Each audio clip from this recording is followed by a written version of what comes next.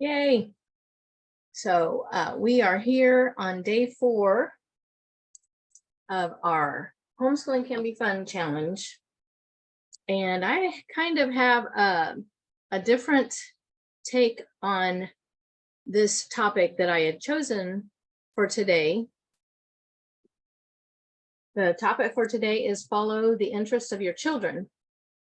And as I was thinking about it and things were coming to my attention that I was watching and reading and just thinking and pondering, I thought there's more to this than just I can show you a lot of different things like Deshelle did yesterday. And Deshelle did a wonderful job yesterday, didn't she?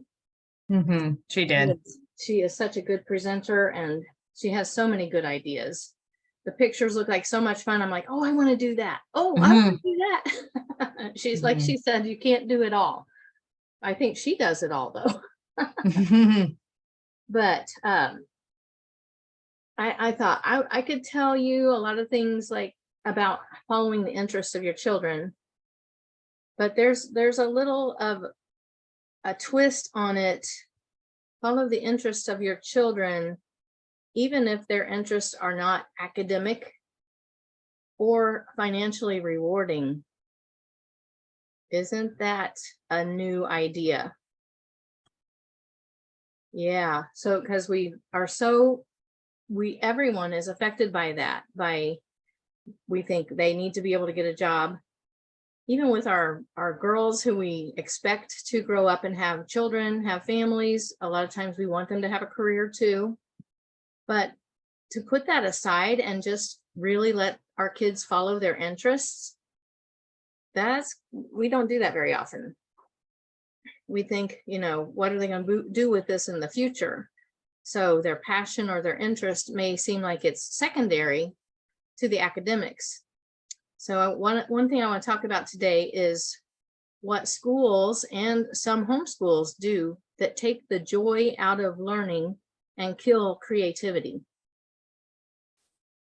So I was listening to a man who speaks about things that are happening in all the mountains of influence in our society. And he was talking about how 95% of 5-year-olds primarily process with the right side of their brain. And that's how we all start out. Most of us start out having the right brain being dominant and processing with the right side of our brain. But then they go to school and they keep going to school. And what is taught in school and the way things are emphasized and valued in school causes us to educate their imagination and creativity right out of them. Because our education system is set to the left. We send everything to the left. We reward knowledge and the skills that are with the left brain, with the language skills and the ability to do academic subjects well. That's what we favor. We favor the left brain academic skills. But the right brain is where emotions, imagination, creativity, and spirituality are housed. And so we just like diminish the importance of the right brain and right brain abilities. And we act like they aren't worth as much as the left brain abilities and skills. So critical thinking is exalted above intuition. And when we do that too much and it's not balanced, then like their imagination, they think they're not allowed to use their imagination. And spiritually, what does that do? If the right brain is more where the spiritual part is, we kind of cut off that connection to their spirituality if we don't reward that and we don't act like that's valuable. And how did original sin start in the first place? We were presented a false means of becoming wise. We chose garbage disguised as wisdom because we've eaten from the tree of knowledge instead of the tree of life.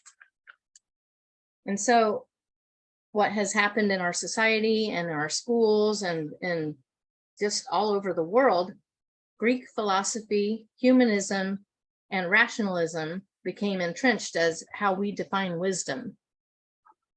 So everything is more to the side of concrete and whatever you can prove and whatever you can see and touch and our senses and all of that. And the less concrete, the more abstract, and the spiritual part is not celebrated. And so as I was doing some more research on this, I came across the 12 genius qualities, and I've read about these before.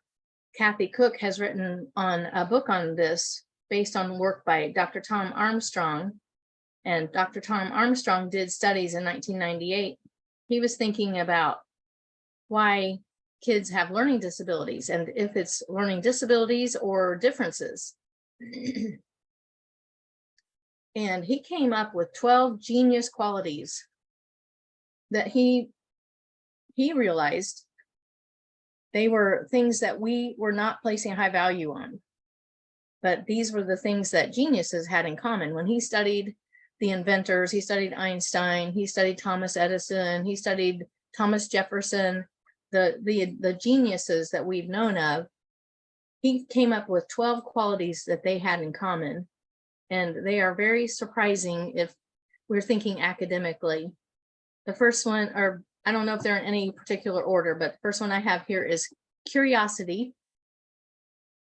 And number 2 is playfulness. Number 3 is imagination. Number 4 is creativity. Number 5 is wonder. Number 6 is wisdom. Number 7, inventiveness. Number 8, vitality. Number 9, sensitivity. Number 10, flexibility. Number 11, humor. And number 12, joy. And like the post I put in the group about what does an academic test not measure? What important thing does an academic test not measure? All 12 of those. An academic test does not measure curiosity, playfulness, imagination, creativity, wonder, wisdom, inventiveness, vitality, sensitivity, flexibility, humor, or joy. And that's what we're basing everything on, is test scores. And one of the quotes from, I think from the book or from the blog post that I read, I think Dr. Tom Armstrong said, children enter school as question marks and they leave school as periods. And we are in danger of shutting down the genius qualities by the way that we do our school, and sometimes by the way we do our homeschool. He said the places that are most guilty of shutting down the genius qualities are home. So for us, it's home and it's school, where there's emotional dysfunction, poverty, a fast-paced lifestyle, and rigid ideologies in the home. That shuts down the genius qualities. And by genius, he means giving birth to one's joy. And it is the driving force behind all learning.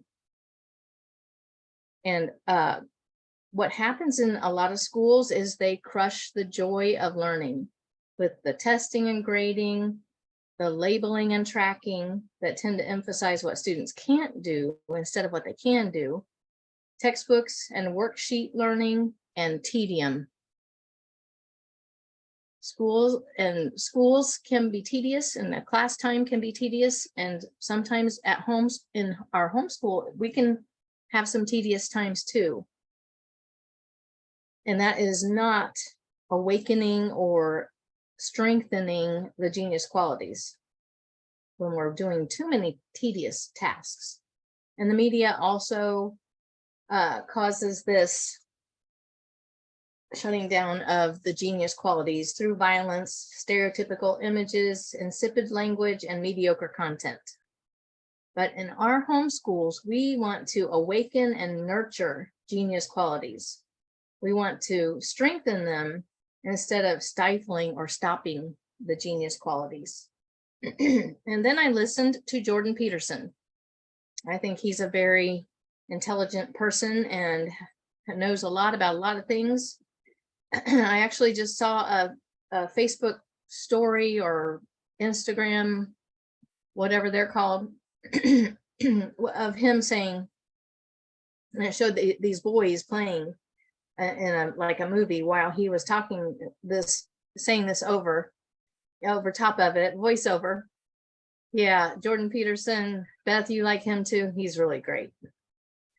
But what he was saying while I was watching this little movie, what are they, reel? It was a reel, that's what it was.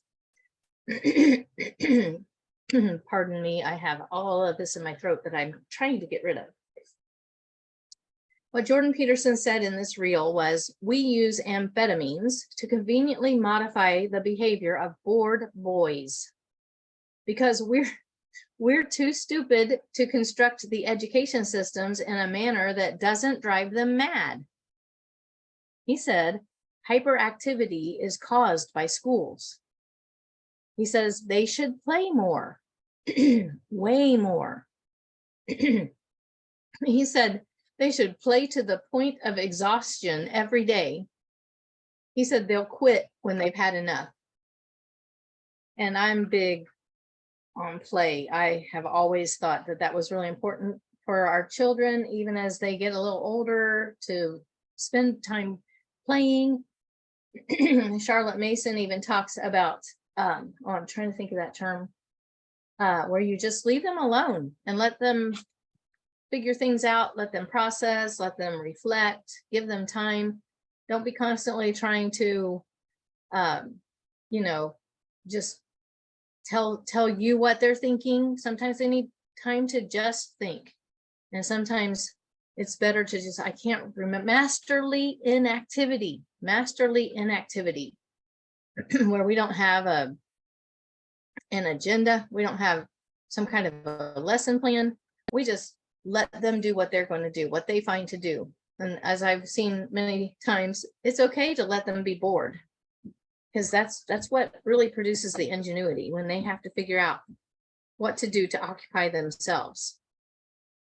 And then I listened to Sir Ken Robinson. I don't know if you've heard of him before, but he had some great TED Talks. And I saw one on a TED Talk on YouTube that was called, Do Schools Kill Creativity? So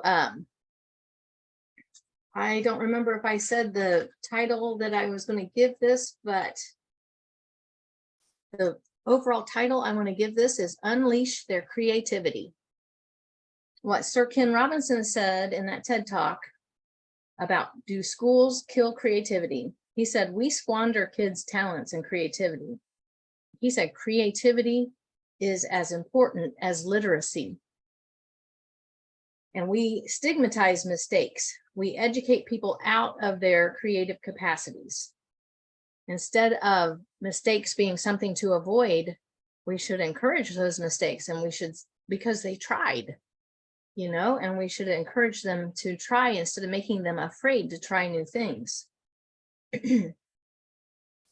And I put Einstein here in the middle of Sir Ken Robinson's talk, but Einstein said, imagination is greater than knowledge.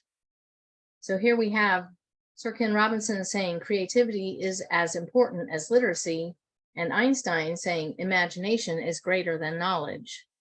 So it's really something for us to consider when we're thinking about how we want to run our homeschool, how we want to do things, and how we want to get that knowledge into our children's heads, and what kind of knowledge we want them to have. Back to Sir Ken Robinson, he said that public systems were formed to meet the needs of industrialism. And then he said, we steer kids away from things they love because they can't get a job or money doing those things. He said, academic ability dominates our view of intelligence.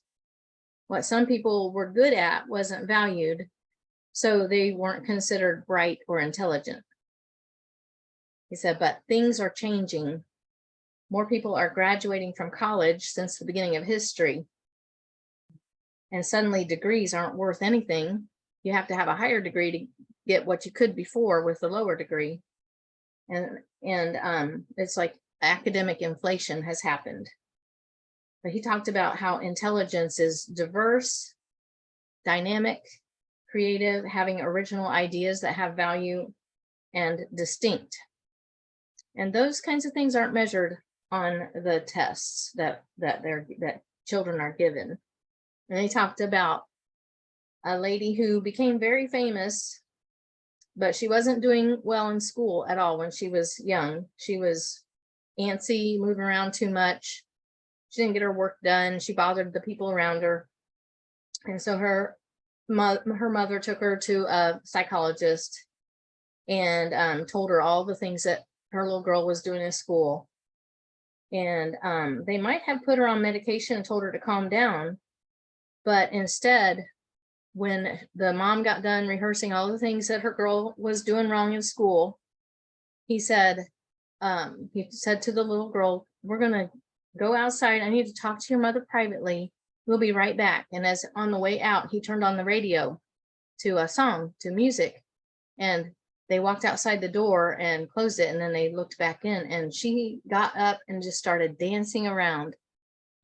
And he said to her mother, he said, "Jillian isn't sick. She's a dancer." He said, "Put her in dance school." And she did, and she did great, and she excelled, and she became the choreographer for Cats and for Phantom of the Opera. And she had her own dance company, Jillian Lynn Dance Company. And instead of putting her on medication, they put her in dance school.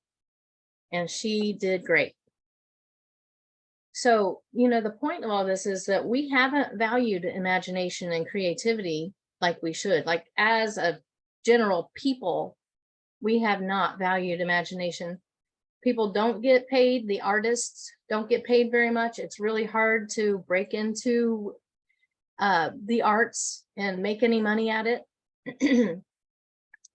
And it is a reality, but we need to see creative capacities for the richness they are. We need to see our children for the hope they are and educate their whole being. So I just wanted to add that to what we're saying today about allowing our children to follow their interests. We want to unleash their creativity. We want to help them find their genius. And we want to release them into their full potential. And Sirkin Robinson also talks about finding your element. And in that, he's saying, find the place where you're in your element, where what you're doing is, you get it. It's easy for you and you love doing it. And if you do that, then you're going to never work a day in your life, as they say. And you're not going to work a job that you hate. So we should find our own element and also help our children to find their element. Look at where they are in their element. I know for Beth, Nehemiah is in his element when he's around police officers and all the police officer type things. And so I think at his young age, he's already found his element. And that's great. Now you have 6 other kids to do that with. And find your own element. So that's something for us as parents to do too, find our element. Sometimes it takes us a while. But in the meantime, while we're doing that, while we're finding their element, while we're pursuing their passions and unleashing their creativity, we can make learning fun and interesting. We can make our homeschool interest-led, project-based, and hands-on. Okay, and now I'm going to share my, I got to get it on the right page on my computer first. I get it there and then I get something else on there. Okay, here we go. Share my screen here. All right, I move that.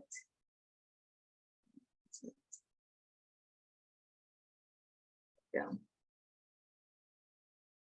All right, I'll move that again.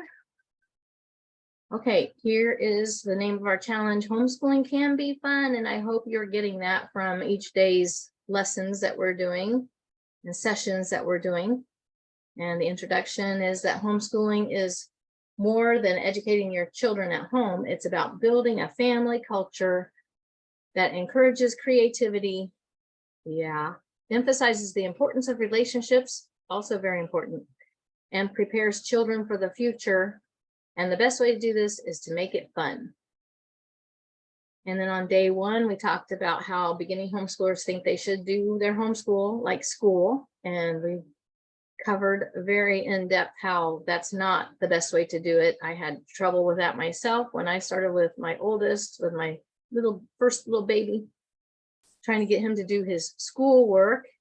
Had to call my husband at work. And then when I started reading Tarzan to Sean, he discovered a love of reading, and it was so much easier after that. That was how I started doing school, was reading good books to my kids. And the first day's homework was to find out what you can change to bring more peace and joy into your home and into your homeschool. Some of us are still thinking about that. And then on day two, we talked about how learning is natural and enjoyable. So keep it that way and develop a homeschool mindset. Education is a life and a lifestyle. And know that anyone can do this if they feel called and want to learn along with their kids. Do family schooling and life schooling. Take advantage of teachable moments and practice strewing. Just put that out in the way of your kids so they can come across it themselves and start reading or studying it themselves. In our day two homework was to come up with a philosophy of education for your family, or a philosophy of homeschooling. The three most important, I suddenly can't talk. The three most important aspects you want your homeschool to include. What values are most important to your family? Day three, we had Deshelle here, and my little extra things about that. What she presented was that we don't have to have the trappings of school. What Deshelle showed us, you can't do in school, unfortunately. I know teachers would love to be able to do the poetry tea time and the party school and the outdoor adventures and all the fun things, the book clubs that Deshelle does and that we can do. But schools have to manage large numbers of students. And their way of conducting the learning process or the teaching process is to give tests and take grades, because they have to keep track of a lot of kids, but we don't have that problem. And there are other kinds of assessments we can use to find out if our kids are learning what we're trying to teach them besides tests. And grades are not necessary until high school. That's kind of extra from what Deshelle was presenting yesterday. And I did have some homework that I was going to assign yesterday, but when Deshelle was done, I thought, this is good enough. This is great. And she covered plenty. So I didn't add any of my stuff yesterday, but something you can think about today is, what 3 new activities can you add to make this homeschool year more fun? So I'll give you a minute to think about that. What 3 new activities can you add to make this homeschool year more fun? And you might want to write those 3 things down, or 2 or 4 or 10, however many new things you can think to add. You could probably add some of the things that Deshelle talked about yesterday to add some magic dust and some enchantment to your homeschool. The book clubs are great. The party school, the poetry tea time, the outdoor adventures, nature study. If there's any of those that you haven't done before and you want to add, maybe you just want to add one, because like she said, we do need to take baby steps. You probably should just add one at a time. Even if you have 3 or more, just start with one. That's how I tell people to start the Charlotte Mason method. I tell them to take baby steps and just add one new thing at a time. Add narration, have your kids tell back what they heard you read this in the story, or what they read themselves, or what they studied. And just write down what all that they know about a topic that they've been reading about, that they've been learning about. That's narration. Then you can add nature study. And then you can add the dictation, or then you can add art study. And it looks like Jessica's coming. Yay. Hello, Jessica. Feel him in your brain. Okay, nephew in the brain. Hello, Jessica's boys. Sorry, That's okay. I thought I muted. That's all right. That's fine. Okay, so if you can think of 1 or 2 or 3 new activities you can add to make this homeschool year more fun, go ahead and write a couple of things down and just think about that a little bit.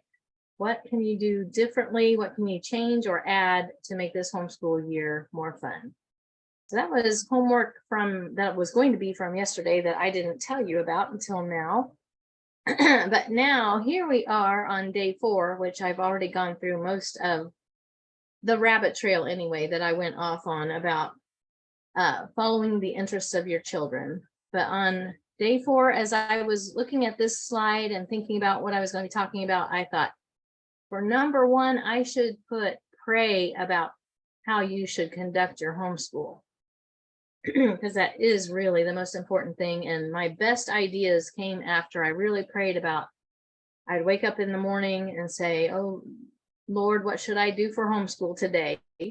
What can I do to make it more interesting, more fun, and really lasting and important? And I got some great ideas for little plays to do about Bible stories. And when I really intentionally took the time to pray about it, the Lord really gave me some good ideas, and they were my best ideas, of course. Sometimes I forgot to do that. But the next thing is follow the interests of your children. Make learning fun and interesting.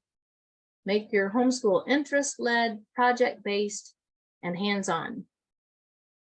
And Jessica Anderson, who just came on with her boys, we did a challenge a couple years ago about the love of learning. And we talked about interest-led, project-based, hands-on projects as, a big part of your homeschool. And we talked about the love of learning and how to cultivate the love of learning. And that is one of the giveaway gifts that you will get if you enter that giveaway. So don't forget about our giveaways. Make sure that you enter all 3 of our giveaways. One is for dyslexia games. I'm sure that's good I haven't actually looked at them, but I know that they would be good for any child, even if they don't have dyslexia. But one of them is the giveaway is the dyslexia games that Sarah Brown has come up with, and she has sold, I don't know how many, lots and lots of copies of the dyslexia games. They've helped a lot of kids. And then another giveaway that we have is for 4 of her homeschool journals, which are amazing and wonderful. I have 2 of those for 2 of my girls. And it's really good to get them to just do their own learning about what they want to learn about, and then have a place to keep it all. And it's all artistic and creative. And Sarah she is the epitome of creativity and artistic ability. So she should like what I talked about today.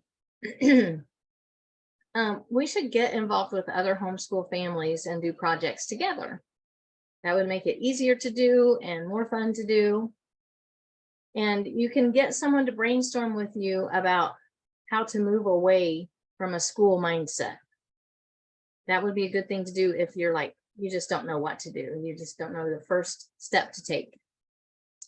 And here is a testimonial from a friend who went through the course that I'm offering this week.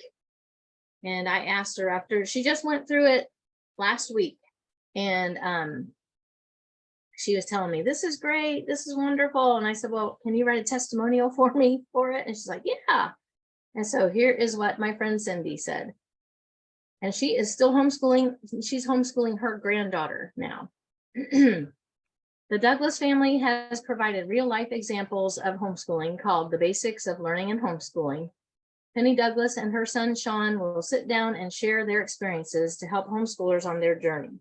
Each module is thoughtfully explained, drawing on many years of homeschooling 10 children to share their experiences and wisdom. The modules will center around topics that homeschoolers typically encounter. I particularly like the module on learning styles. They emphasize children's uniqueness and how we as parents or home educators can tap into their way of learning. As you continue with this course, you will see that they have added suggested websites and authors who have written books on the topics discussed in each module. The most important aspect of this course is centered around their love for the Lord. They emphasize love as the key to success. They believe that homeschooling isn't just about education, but rather a way to live life to its fullest. Gary Douglas, the father of this wonderful family, gives insight into keeping marriage a priority and his valuable part in their homeschooling journey. I highly recommend this course to anyone who is either currently homeschooling or considering doing so to support your adventure. With much gratitude, Cynthia Miller. So that was my friend Cindy. And that course is what I'm offering this week. I'm offering to go through it with you and coach you through it and meet with you every week. We'll do a video for week 1 and then talk about that video in a Zoom meeting. And I've also, in the course, there's articles to go with each day, with each week too. But today's homework is think about what your children are interested in that you could have them research and write about or do projects based on. And if your kids are available, ask them what projects they would like to do, what topic they want to learn more about. And I'll give you a couple minutes to think about that. Something that they're really interested in, their passion, the thing that I talked about earlier, their creativity, what they want to do and the way they want to do it, and how you can enable that, how you can facilitate their research and their experience with it, even taking them to classes, even getting them as they get older into an apprenticeship. So think about what your children are interested in, that you could take advantage of that interest in your homeschool.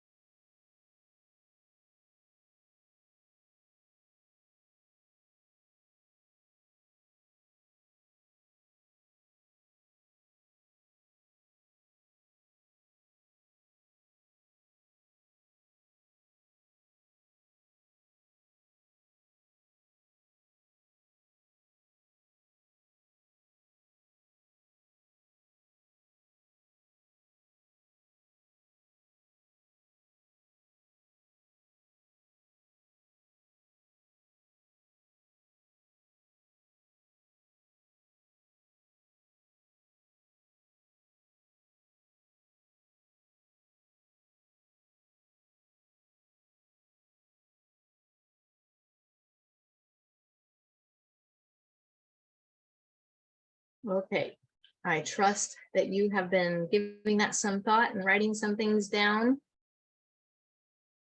And this is the coaching course that I've been talking about. I developed a course with my oldest son, Sean, who I've talked about a lot. My little guinea pig for homeschooling and for parenting and for everything. He's a homeschool graduate. This course teaches the basics of learning so that homeschoolers can feel confident as teachers. And through my coaching course, I'll take you through the course and support you each week with a weekly Zoom meeting, and then we'll do a monthly one-on-one call individually. And that's here at Teachable. My school there is called Changed by Love. As Cindy emphasized the love aspect, I thought, she's right, she caught that. And what I can do for you through my course is I can teach you some keys that will help you to feel more confident about teaching your children.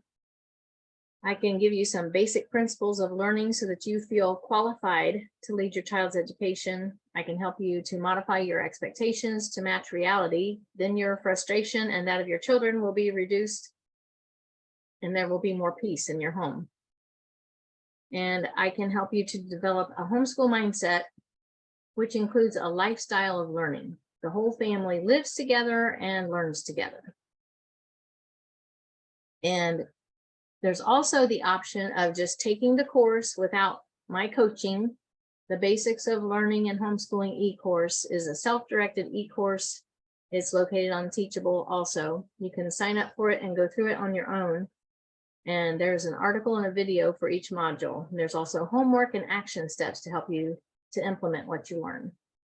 And that is also at Teachable, that Changed by Love. So if you know anyone who would benefit from this course, please tell them about it. And the link is in the workbook. If you have printed out the workbook, you would have the link to the course, the self-directed course, and to the coaching course that takes you through the course, that I take you through the course. So those links are there in the workbook, and that's in the Facebook group. You can find the workbook in the featured post at the top of the Facebook group. And I want to remind you again of our giveaways.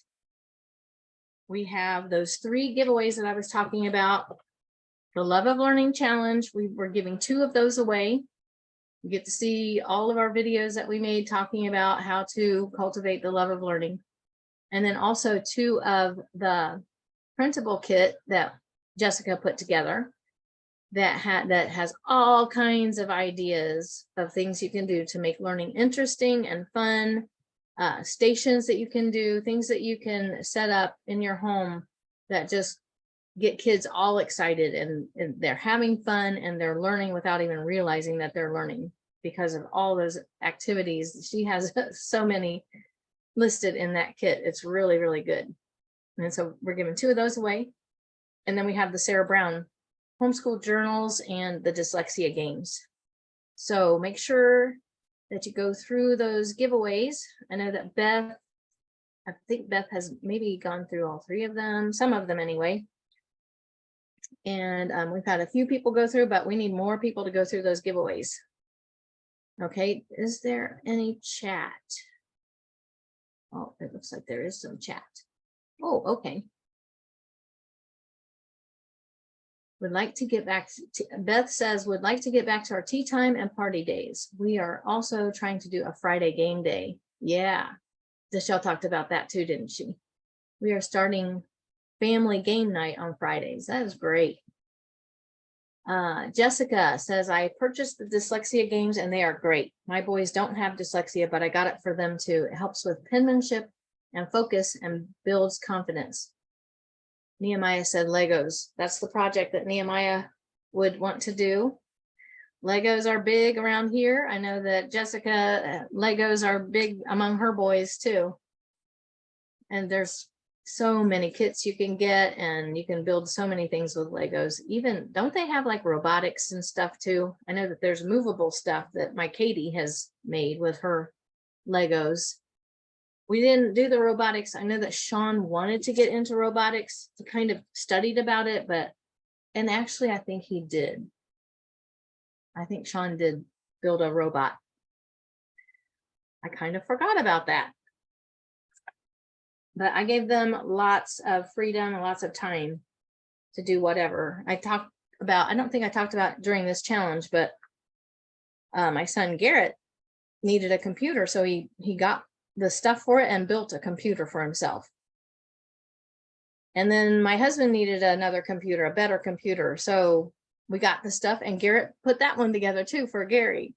So, you know, who knew that Garrett could put together a computer? He could build a computer. He knew it, I guess, because he was just like, okay, I'll do it. And he did it. So that's what I'm talking about. You know, you just let them have freedom, let them have time, and let them pursue what they really want to pursue. So that is what I had for today.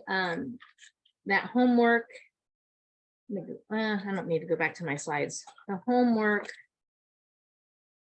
is in my notebook here somewhere.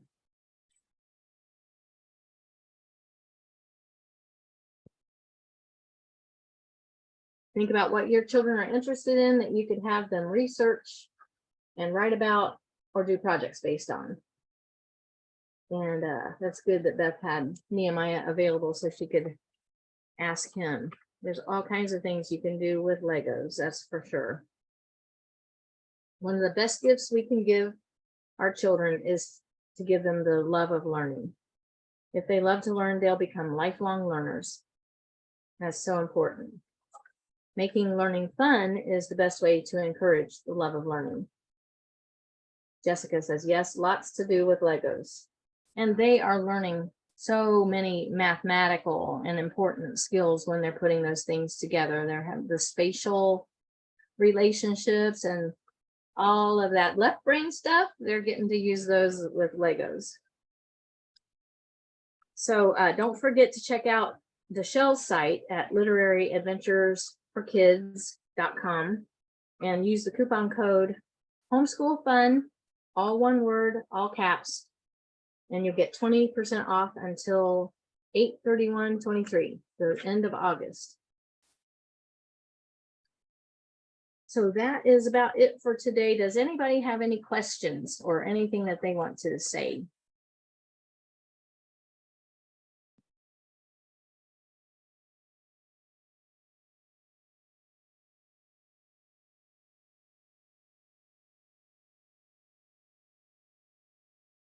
In the chat, or you can unmute and say it out loud.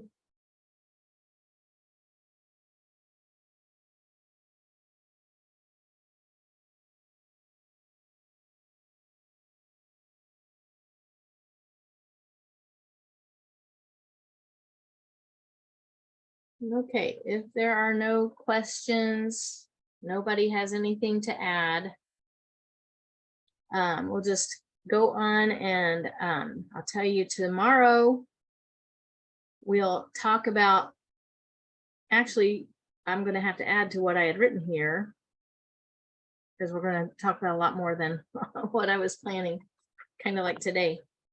I'm going to talk about the things that schools do that we don't have to do. I kind of keep hammering on that, but find my new and improved day 5.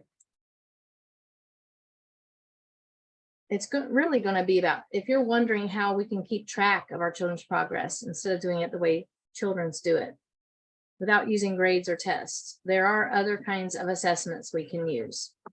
And then I'm going to talk about problems with grades and tests and talk about how we can do it. We can do these fun things. We can do this following their interests, and we can keep track of their progress in different ways than the grades and the tests that we're used to. So I'm going to be talking about that tomorrow. So it's going to be interesting again. And you are so welcome, Jessica and Beth and whoever watches the replay. Thank you for joining me in this challenge. And I hope that this adds some fun and delight and joy to your homeschool. And you're able to implement the things that we've been talking about. And I am so glad that you've been with me. And I hope to see you tomorrow at same time, 4 o'clock, the same Zoom link. And or in the Facebook group. I'm able to stream into Facebook, so we're always going to be able to do that, looks like. So we'll see you tomorrow. Thank you for joining. Thank you, Jessica Barrett. Jessica B. Bye-bye.